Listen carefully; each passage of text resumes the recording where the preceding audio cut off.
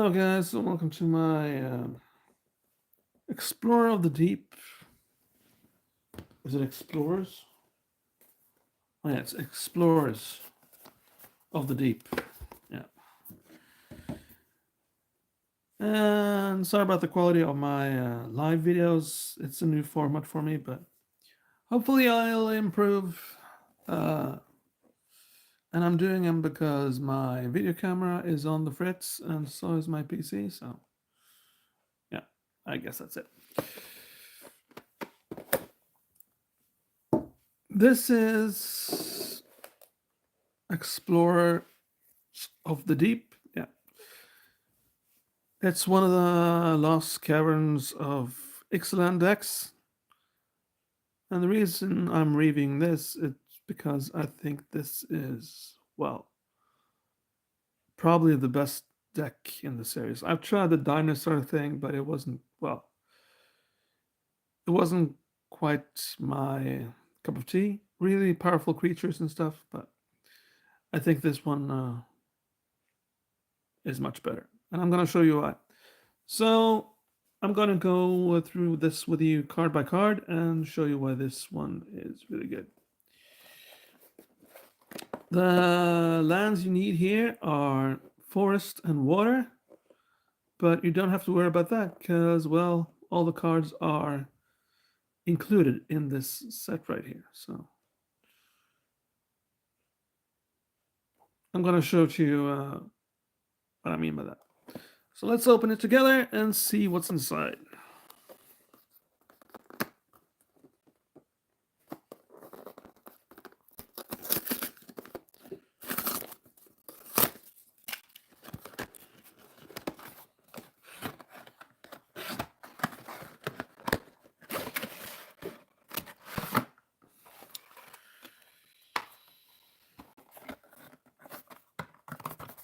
And there's nothing left in the box, as it were.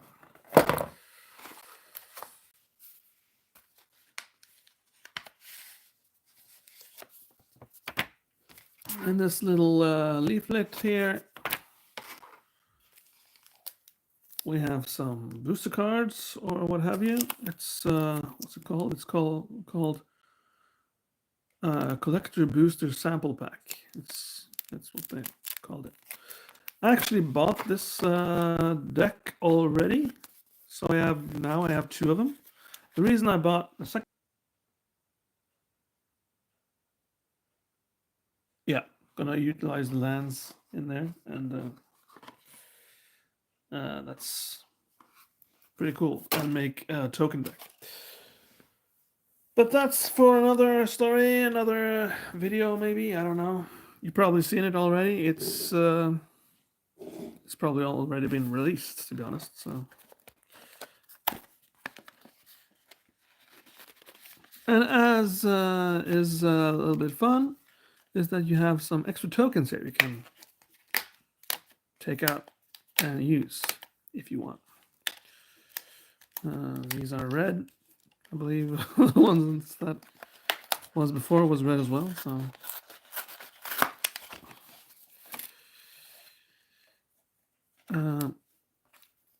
yeah, let's take a look at this manual first here.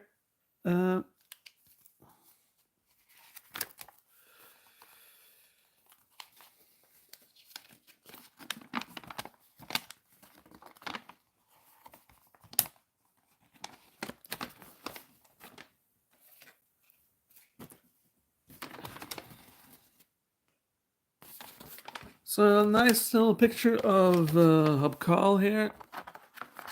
I don't know if you can see it, of course, but that's her. And Hubcall is an aqualogist, a spellcaster, a scientist who studies the movements of currents, advances of erosion, and intricacies of fluid dynamics. He uses this knowledge to inform his magic, guide his allies, confound his enemies, and shape water itself into a weapon more powerful than steel. Yeah, so there we go. Pretty cool. I'm not going to read all of it because that will spoil it for you, so you'll have to read the rest yourself. But there is also a little prologue on how to play this deck here, and also a reminder of the commander rules, which is also included. Yeah. So pretty cool. And here you get a glimpse of the guy right here.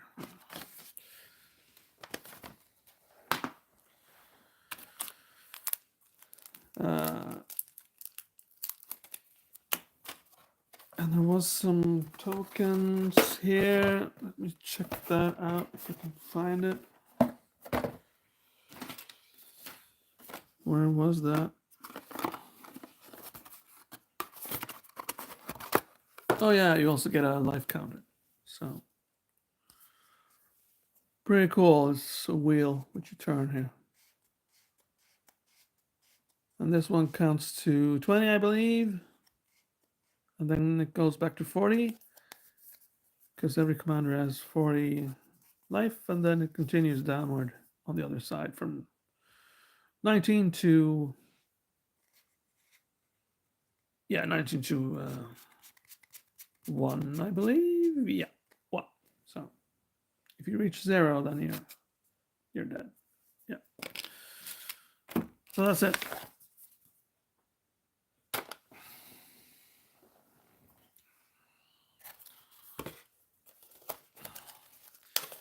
You also get 6 of these counters, which I'm going to remove from the cardboard boxing here. It's pretty simple, pretty straightforward, but there you go. There's the counters.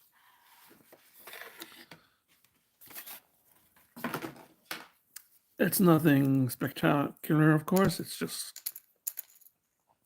cardboard box counters, which you can use if you want. They're kind of cool. They're red, yeah. But make no mistake, they're easily bendable. These, and it's cardboard box, so use them if you want. If you don't want to use them, then you can buy yourself some custom tokens from Outland, which is our Norwegian store, or whatever store you choose in your own country, of course, which sells Magic the Gathering, role-playing games, and other stuff, which you might be or might not be interested in. Yeah. Okay, let's get this out of the way then. This is the Collector's Booster Sample Pack, which I mentioned before. Pretty cool. We're going to open that and see what I have been lucky to get in my deck. Or as extra. This is a foil, and it's a dinosaur creature. Yeah.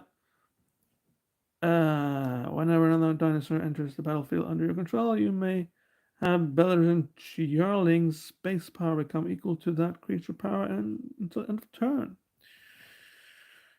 Okay, so pretty cool foil. I'm not going to be using it because I'm not playing the dinosaur decks, but still, look at him now. He's looking. Should probably have some sunglasses because he's getting sun in his eye there. Yeah.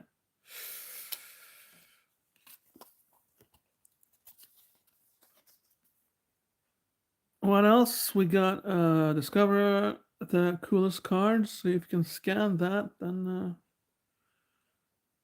then you're way ahead of me. And there's also there's more where that came from. This is just a commercial, of course, but you get the idea. There's also another card here. It's Spirit Horror. When Serving Revenant enters the battlefield, Surveil 2. Then for each card you put on top of your library, you draw a card and you lose 3 life. Okay.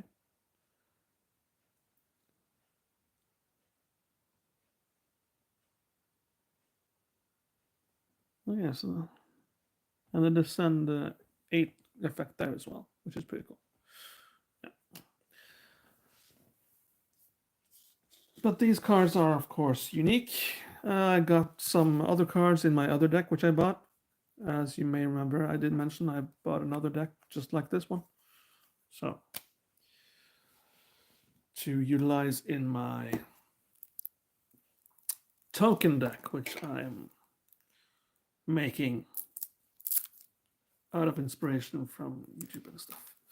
Okay, so then over to the main piece de la resistance here. It's the main cards of the deck, and this will be exactly the same for every deck you buy, which looks like this. Yeah. So, but there are actually some decent cards in here, and the potential for having fun with this deck is immense, in my opinion. Okay, here we go. Let's take the commander first. This is the commander. At the beginning of combat on your turn, each merfolk creature you control explores. Whenever Hubcall of the Surging Soul attacks, you may put a land card from your hand into the battlefield. Sorry about that. Forgot to turn on off the sound on my phone. If you don't, draw a card. Yeah. So this commander is pretty cool, and I'm going to show you in a bit why this commander is pretty cool. There's also some tokens here. I'm going to get those out of the way. There's a bird token, and as tokens go,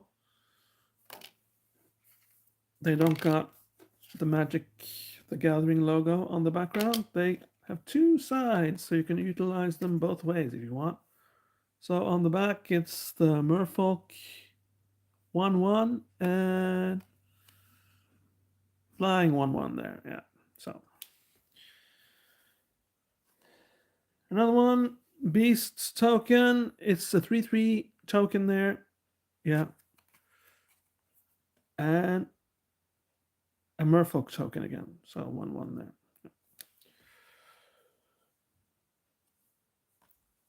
A Frog Lizard 3/3. I believe I didn't have this on my other deck though. So maybe there's some oddities here and there, I guess.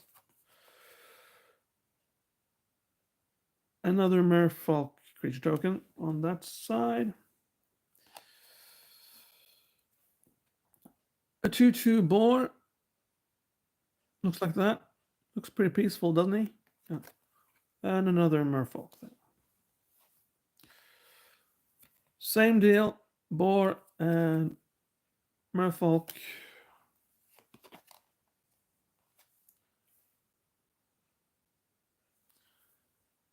Boar again. Another Merfolk, but this one is hexproof. So that's pretty cool. Hexproof means that it can't be target of spells or abilities or whatever. And a boar and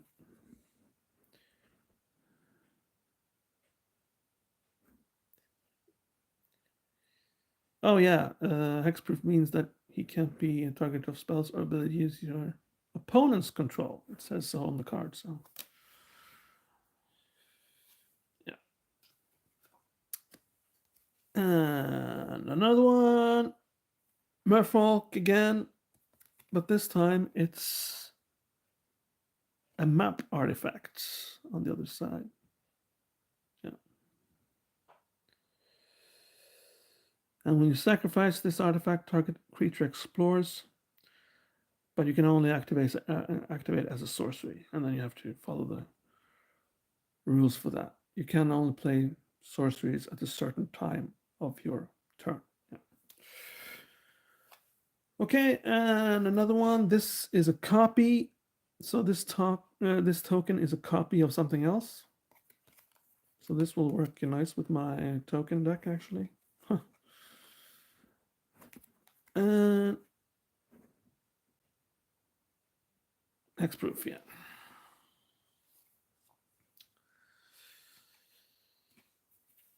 Same deal, copy and Merfolk.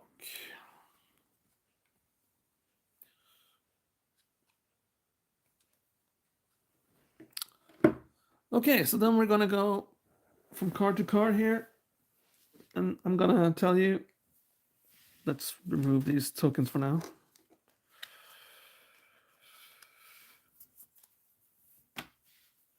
I'm gonna keep this commander card here, so you can. Let's just have it there. Yeah.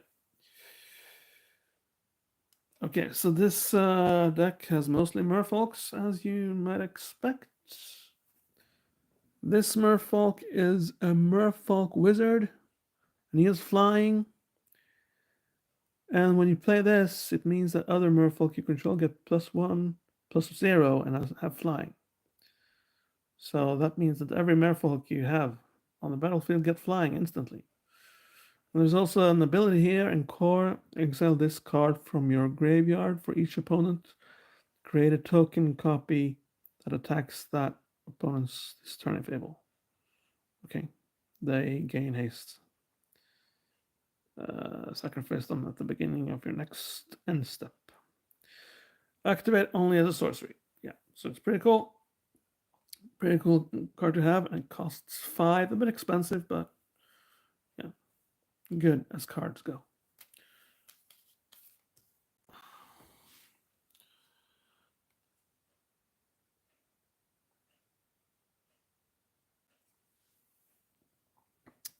Yeah, and then we have this. It's instant. It's proliferate, and choose any number of permanents you control that had a counter put on them.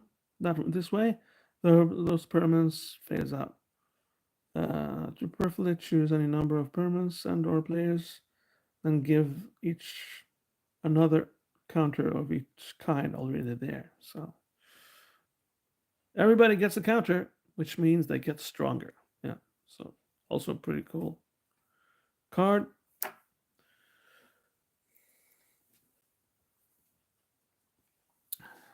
This card is called Wave Goodbye.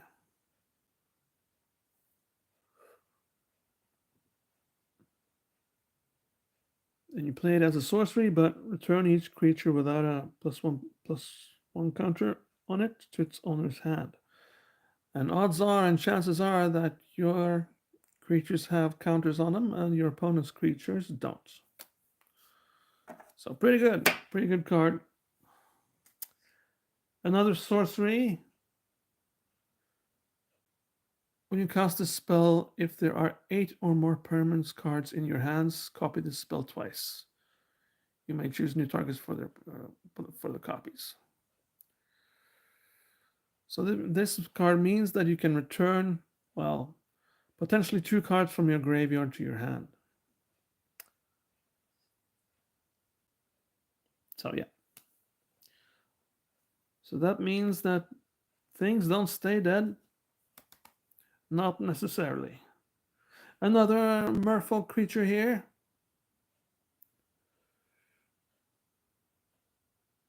Merfolk and druid cards in your graveyard have retrace. Yeah. You may cast cards with retrace from your graveyard by discarding a land card in addition to paying their other costs. So if I discard a land card, then I can play this as though it was in my hand. Pretty cool. Topography tracker. One topography tracker. This is what it looks like. Sorry, I have to actually read it because it's actually hard to read it from this angle. Sorry about that. But when topography tracker enters the battlefield, create a map token, and that's what the map tokens are for. Thought it was a bit weird that I only got one, but okay.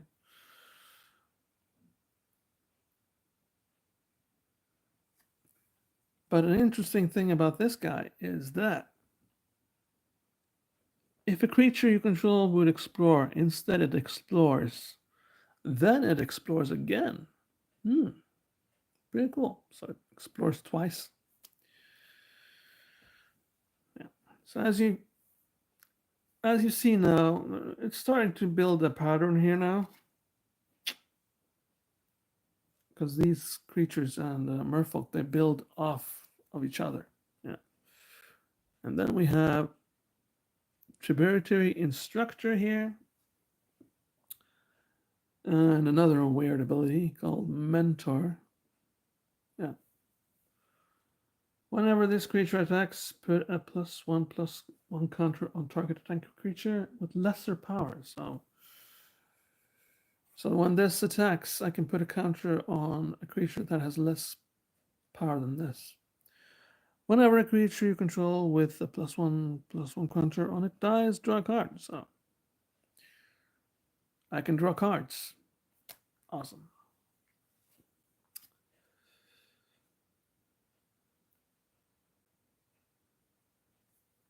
And here we have a singer of Swift Rivers. It says. Yeah. When Singer of Swift Rivers enters the battlefield, put a shield counter on another target creature you control.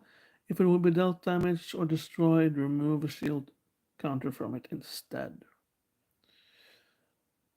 And this also comes with a second, ability or whatever you want to call it. You may cast merfolk spells as though they had flash.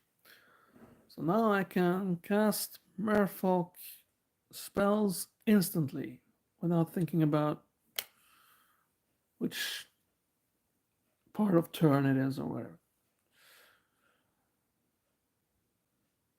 Bethentic Biomancer. Looks like that. Yeah. Whenever one or more +1/+1 counters are put on Benthic Biomancer, draw a card, and then discard a card.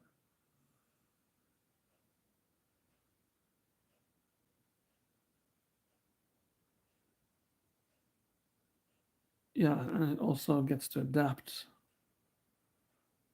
But it only gets to do it once, I guess. Yeah. Because when it has a counter on it, it can't do it again. But don't worry, it gets counters from other places. So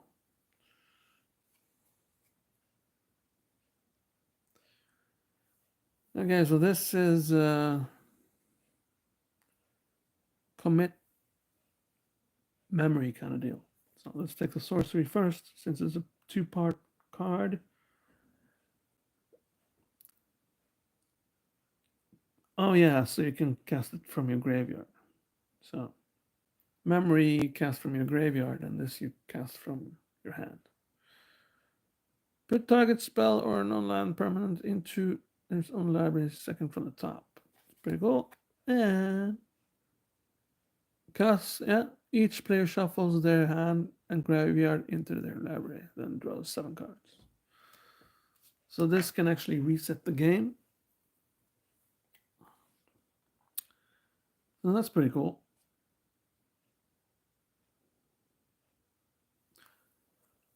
I'm not going to read this card. It's sort of self-explanatory here. So you sort of level up this guy, and he becomes a really powerful dude. And at the end, he actually gives +1/+1 counters to the whole gang. Yeah. So then he's been eating at McDonald's there.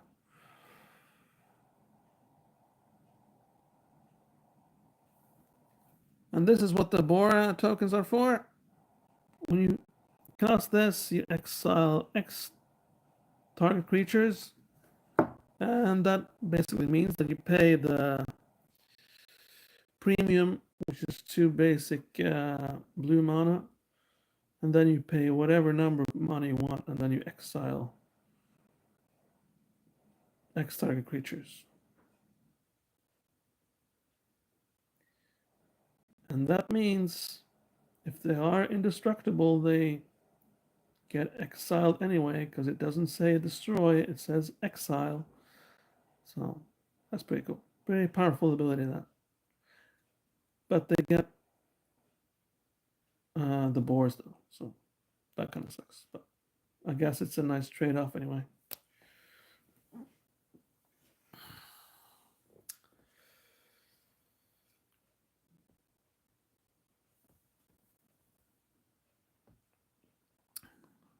Emperor Mihail II.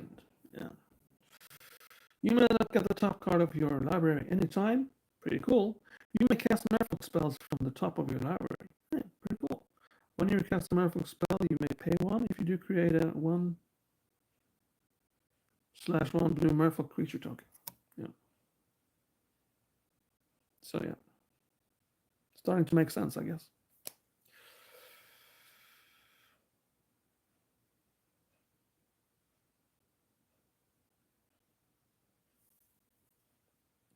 And this one is pretty powerful.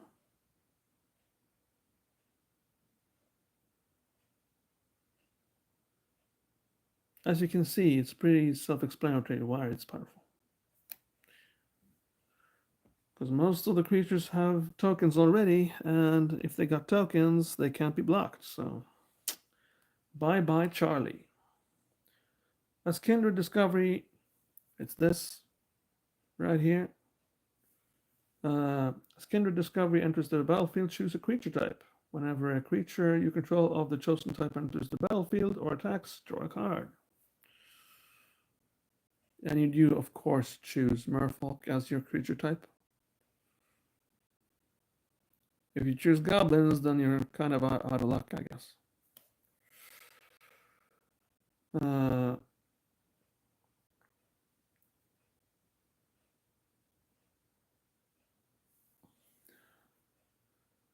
Another nice creature.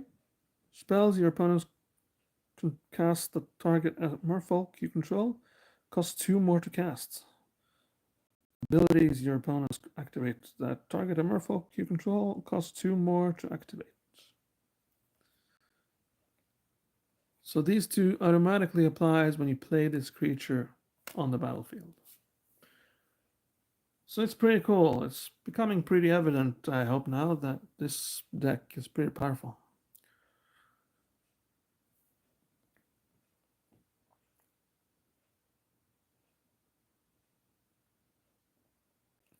And this one gives +1/+1 to everybody and give them island walk. So if you're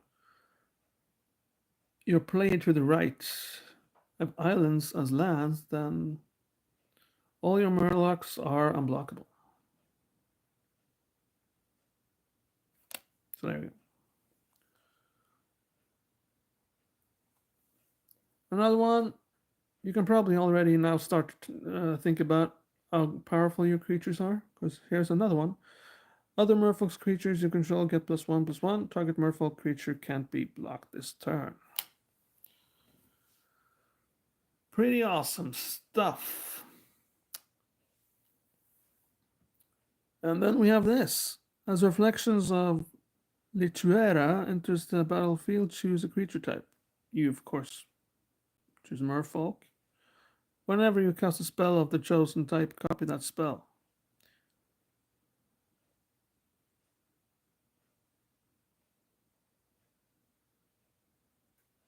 A copy of a permanent spell becomes a token. Okay. I have to read up on this. I'm not quite sure what to make of it, but seems pretty powerful on paper.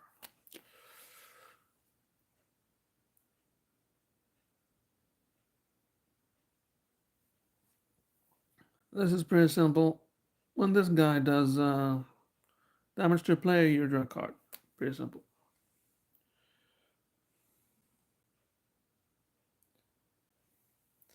And this is a sort of a annoyance card. Whenever a Surge Spanner becomes tapped, you may pay, well, 2. If you do, return target permanent to its owner's hand. So that's pretty annoying right there.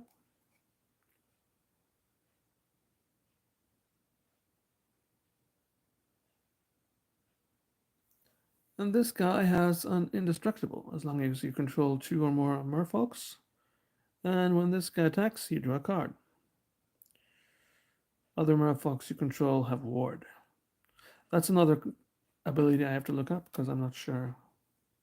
Usually it says what ward means, but it doesn't do that on this card.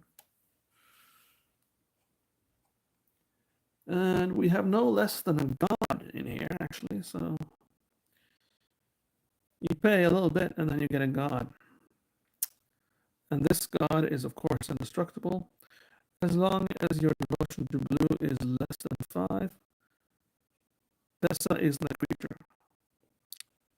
So yeah, so all the drops on your cards is your devotion to blue. All in your permanents, I mean. And at the beginning of your upkeep, scry 1. And target creature you control can't be blocked this turn. So it's pretty aggressive, this deck, and seems pretty fun as well.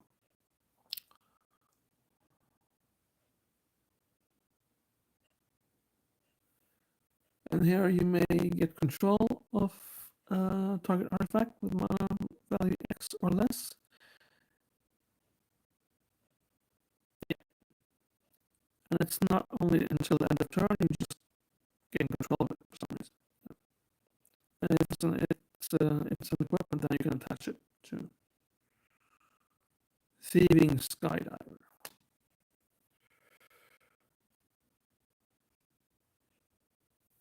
Branching Evolution means that you just put more of the same thing on your creatures. Yeah. Whenever another merfolk enters the battlefield under your control, put a 1/1 counter on target merfolk you control. Yeah. So not so powerful creature, but all in all, if you have a lot of these, then they suddenly become very powerful indeed.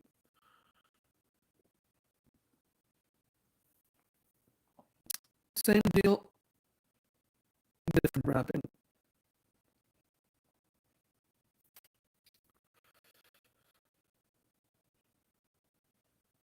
I haven't really understood the need for this card now. So this is a changeling, so this card is every creature type.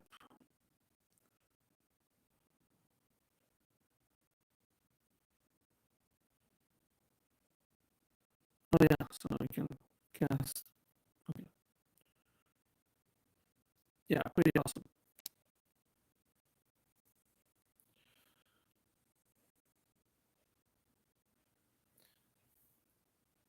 And here you exile target artifact or enchantment, and you put oh yeah, put X1 plus 2 counters on target creature you control. Nice.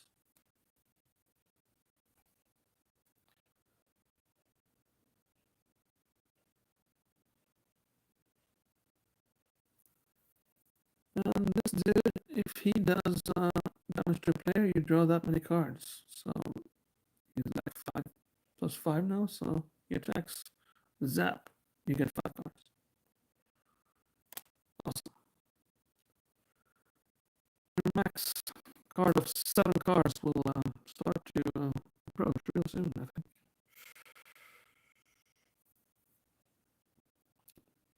Tap another untapped merfolk you control. Karimuna, Tyrant of Veruza, can't be blocked this turn. Tap 3 untapped merfolk you control, draw a card. Tap 5 untapped merfolk you control, put a +1/+1 counter on each merfolk you control. So yeah, a sort of a booster card there.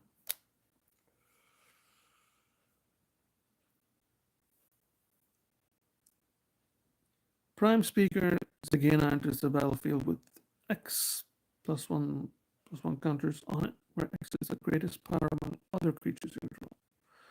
When Prime Speaker Zagina enters the battlefield, draw cards equal to its power. So another card where you draw gazillion cards. And here's a card where you choose one. Oh, you choose 2. Yeah. So I'm just gonna let it float there for a while. So as you can see, pretty powerful, and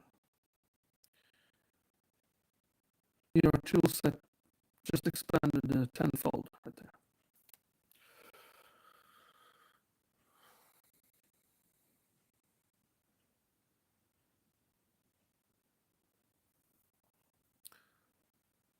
And if your opponent's headaches weren't big enough from before, this is an enchantment when you put counters on it. And not to worry, but if you got 20 counters on this, you win the game automatically. Pretty cool.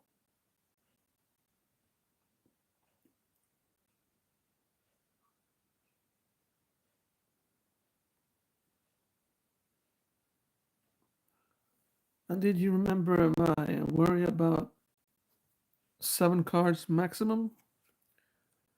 It's not a worry anymore. Tishana, Voice of Thunder, Power, and Toughness are each equal to the number of cards in your hand. And you have no maximum hand size anymore. So you can have 60 cards in your hand. Just make sure this guy or this woman gets killed off. Because if she does, then you suddenly have 7 cards again. Yeah. And you draw a card for each creature you control on the battlefield. Yeah.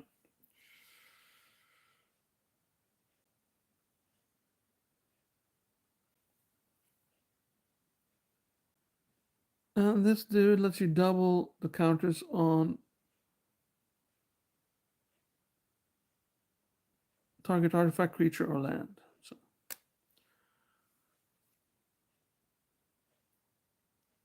once again, you cheapen speaker enters the battlefield. If you control another creature with a +1/+1 counter on it, draw a card. Yeah, she can also adapt.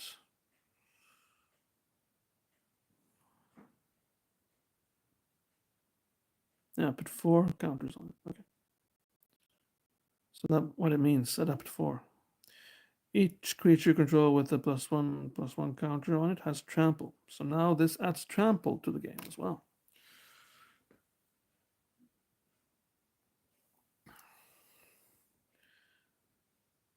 As Metallic Mimic enters the battlefield, choose a creature type. Metallic Mimic is the chosen type in addition to its other types.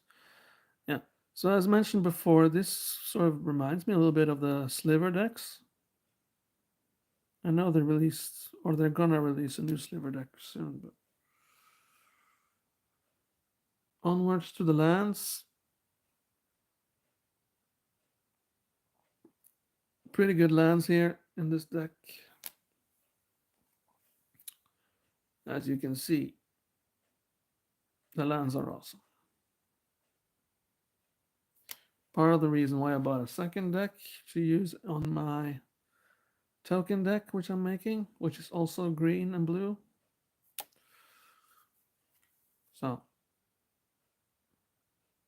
yeah, pretty awesome stuff there. Maybe we can read the text.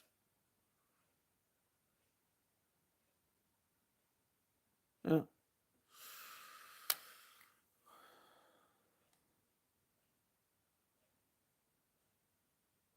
It's a blue mastery. Yeah. It's pretty cool.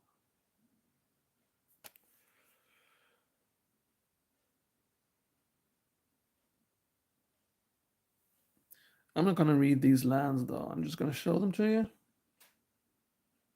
Because, well, they're lands. And whenever a merfolk creature explores, this one gets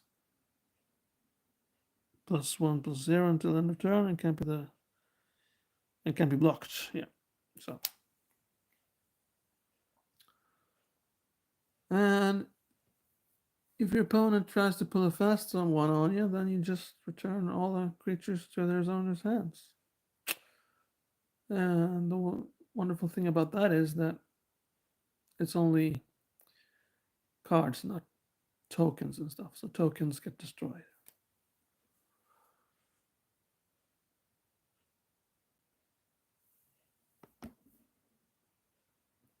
Whenever you cast a merfolk spell, create a +1/+1 blue merfolk creature with hexproof.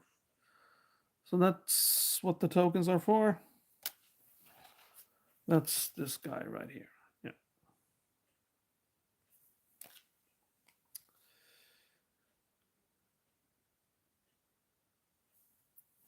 More of the same, really.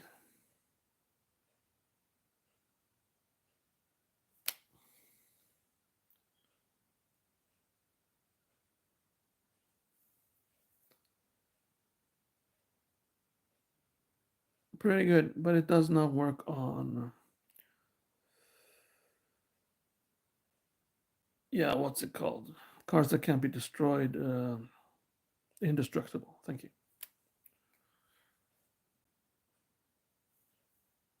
And this is a sorcery, which is pretty cool.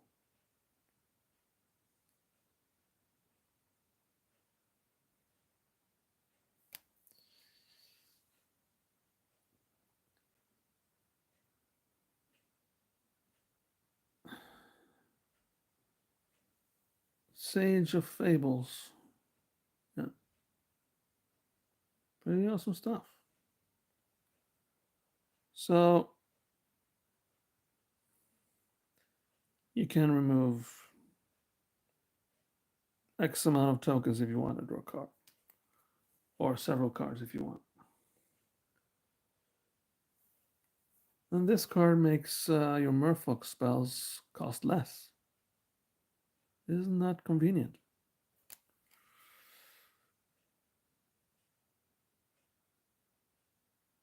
And here you get to destroy beasts or whatever you want. And they get a beast 3/3, but who cares?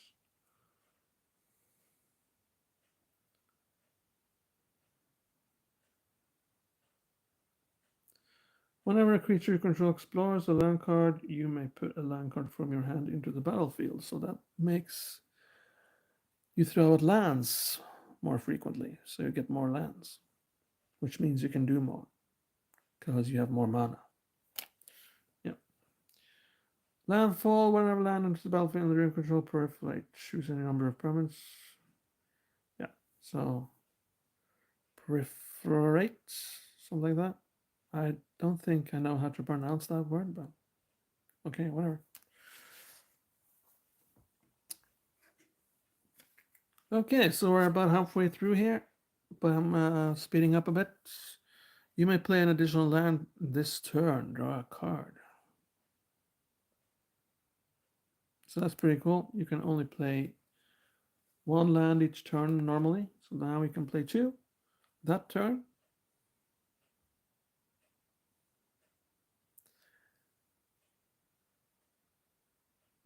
Another card which lets you draw X amount of cards and your creatures gain indestructible. Another card which lets you draw even more cards here. Search your library for up to 2 basic land cards, reveal those cards, put them into the battlefield, tapped, and the other into your hand. Yeah. Draw a card, you may put a land card from your hand into the battlefield.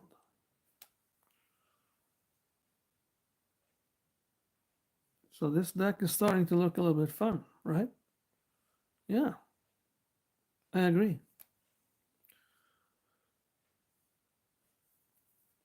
Pretty self-explanatory.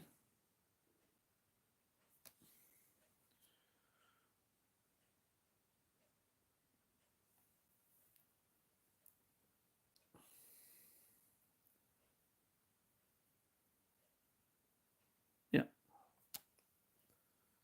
So that's flying. Also nice to have some flying in your deck if you can. And here, landfall means you get 1 life when you draw a card.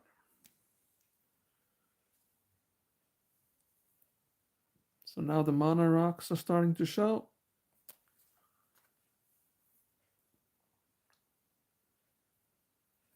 You probably know most of these already. I'm just going to show them to you. They are included in this deck, which is pretty nice, pretty neat. Here we got an artifact which you equip to one of your creatures, and then it has hexproof and haste. So that means that if you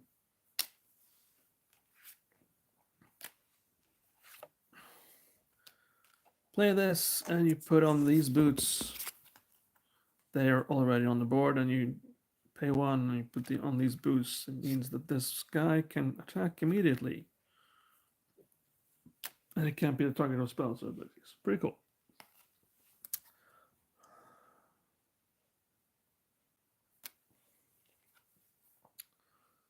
As you can see, there's some pretty powerful lands in here as well.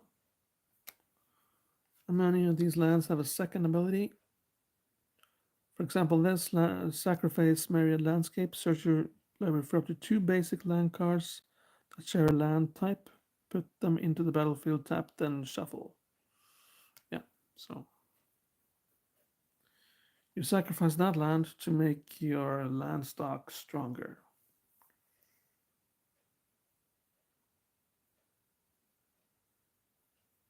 And there you can add 1 mana of any color to your war commander's identity. So in my case, where is my commander? Where did I put my commander here? It's buried under all this junk. In my case, it's forest and water. Right there. Yeah. Another card which gives you no maximum hand size, which is pretty handy. And it's also in land, by the way.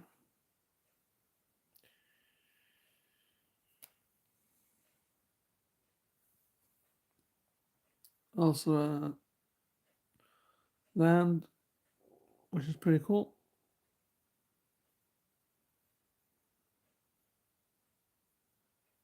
Yeah. But you have to choose a type, and then you choose Merfolk, of course. Another land. This land requires that you have 5 or more lands, but I guess that's pretty easy to achieve with this deck.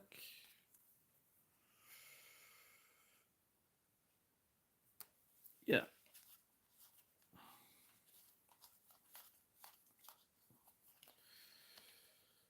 And then you have 7 basic forest land cards here. They got pretty cool artwork. Nothing spectacular, of course, but it's pretty cool nonetheless. It goes back and forth from this to this.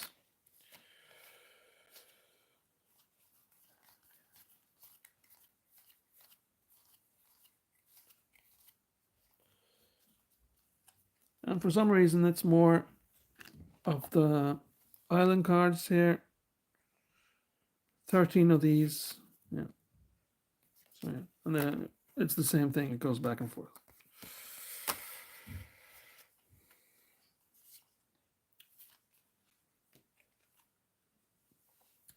Some more reminders of the ruling.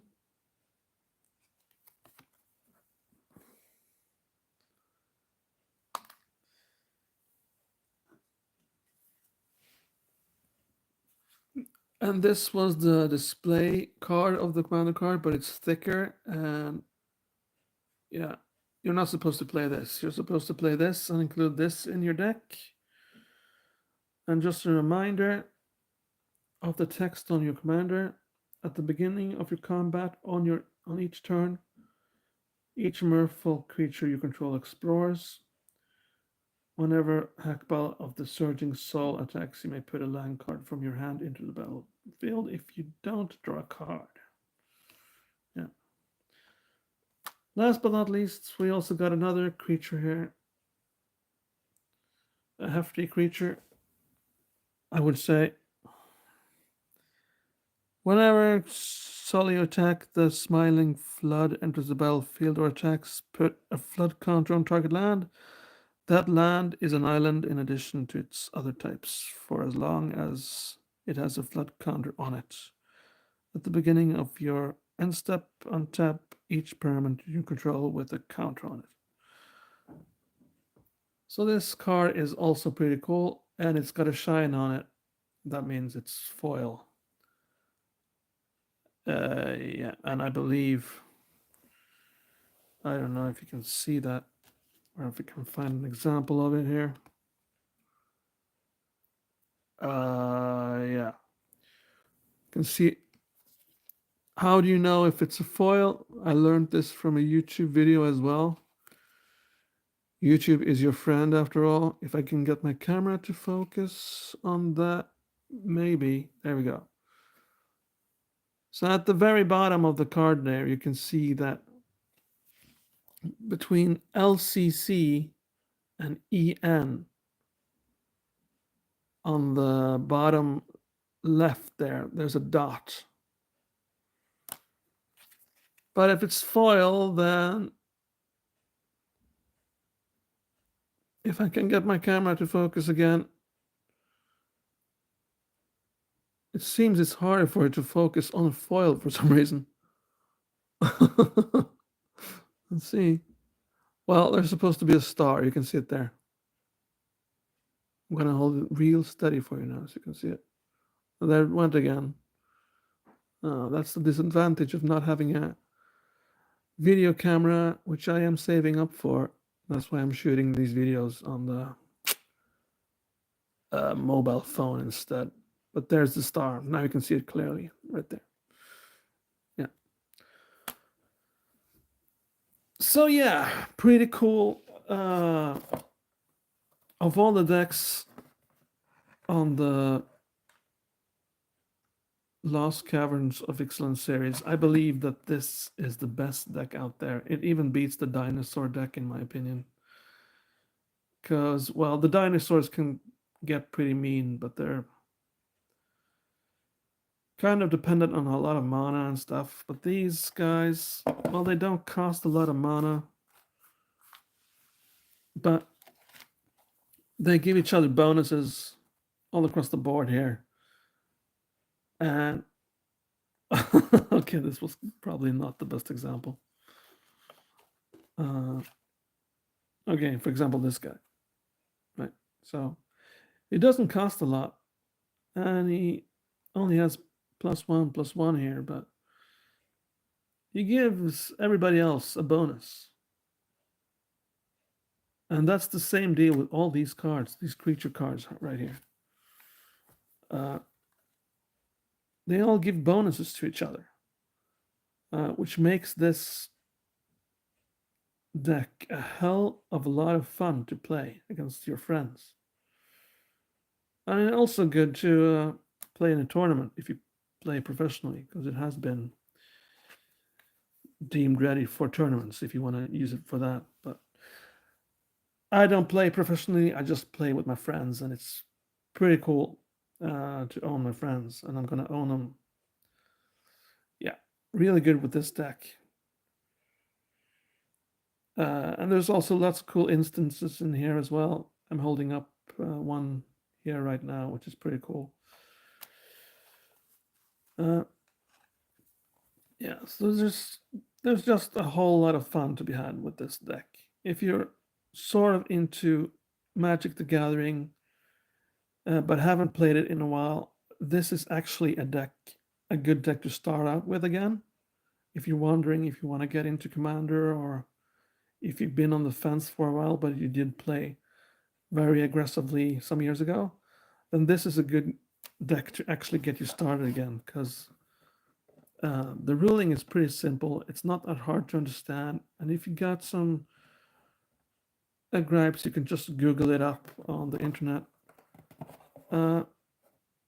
It's not fun playing against your friends if you're going to argue about rules all the time. So this deck is really easy to understand. And the lands also help your creatures along and your deck along as well, and your playstyle.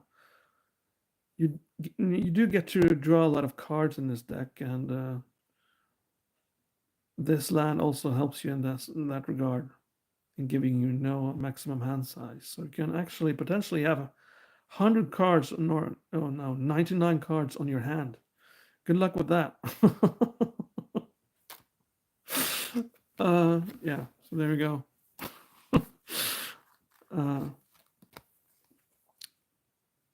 And this guy, oh boy. Pretty good.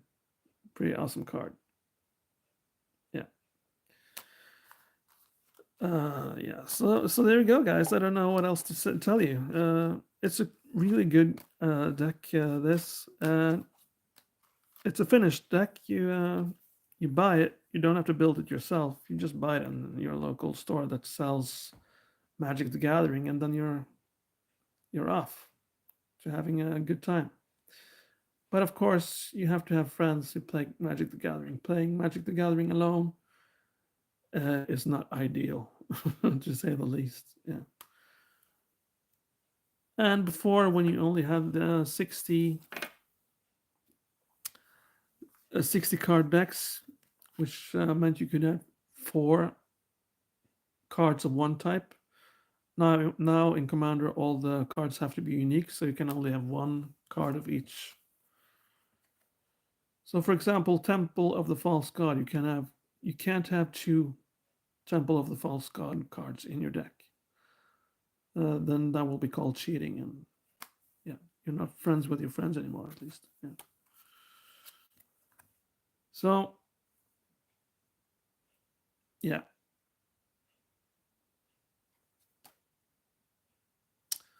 Thank you for watching my Magic the Gathering review of the Explorers of the Deep deck from the Lost Caverns of Ixalan series. Yeah. Many of my friends bought the dinosaur thing, but I believe that this is the sheep in no, the wolf in sheep's clothing right here. Yeah.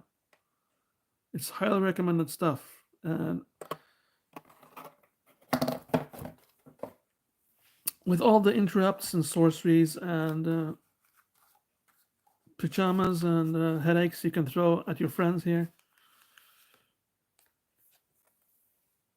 I give this deck 10 out of 10. It's just awesome stuff and a lot of value for money. So, highly recommended. And Wizards of the Coast, which are the creators of Magic the Gathering, are really killing it at the moment. So I wish them luck in their further or future endeavors. Yeah. Okay, thank you for watching, and stay safe out there and have a lot of fun playing Magic the Gathering. Take care of yourself. Bye bye.